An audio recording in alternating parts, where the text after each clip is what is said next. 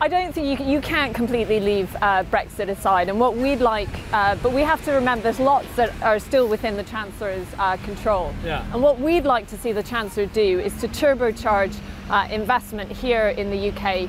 We know that 8 out of 10 businesses have put off investment plans because of the storm cloud of Brexit uncertainty. So we want to see the Chancellor increase the annual investment allowance to £500,000 for 2 years to really get businesses investing and creating jobs here in the UK. Right, and is there a statistical anomaly going on at the moment where he's got these better corporate tax receipts? We think the OBR are going to tell him, well, in fact we know because they probably release everything these days, 4.4% better as opposed to the 3% increase in tax receipts we expected year on year. Is there something statistical going on, or actually is there, despite that delayed investment you just mentioned, are things getting better?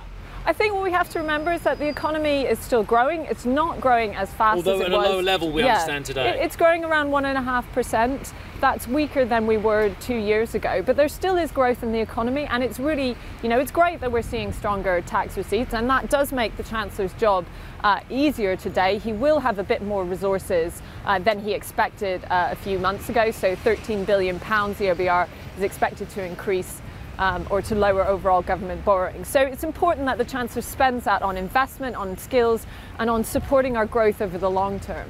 But in terms of the budget today and this whole mantra about austerity, we're still running a deficit. We've still got this huge stock of debt as well. Does he really have that much leeway? Because his boss, there she was, Mrs May, and I was there as well at the conference as well, telling us end of austerity is nigh. That sounds a little bit premature.